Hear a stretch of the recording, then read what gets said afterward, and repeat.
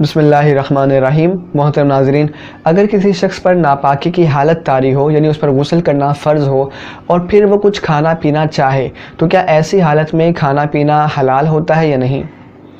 تو دیکھیں، پہلی بات تو یہ ہے کہ جیسے ہی انسان پر غسل کرنا فرض ہو تو کوشش یہی ہونی چاہیے کہ بغیر کسی تاخیر کے پہلی فرصت میں غسل کر لینا چاہیے، کیونکہ غسل میں بلا وجہ بغیر کسی ریزن کے تاخیر کرنا یہ مناسب نہیں ہوتا، اور ہمارے گھروں میں رحمت کے فرشتوں کے داخلے میں یہ رکاوٹ بن سکتا ہے۔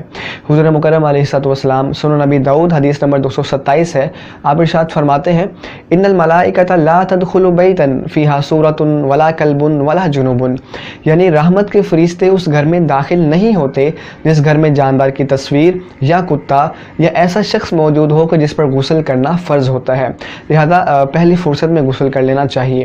لیکن اگر بالفرض کسی نے ابھی تک غسل نہیں کیا اور وہ کچھ کھانا پینا چاہتا ہے تو بالکل وہ کھا پی سکتا ہے، اس کی اجازت ہے۔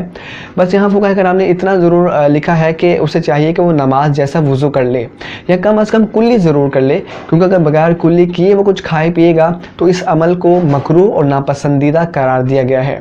لیکن ناظرین کرام، اگر کسی شخص نے بغیر کلی کیے بھی کچھ کھا پی لیا تو بہرحال کھانا پینا ضرور حلال رہے گا، وہ حرام نہیں ہوگا، اس کا یہ عمل مکروہ اور ناپسندیدہ تھا۔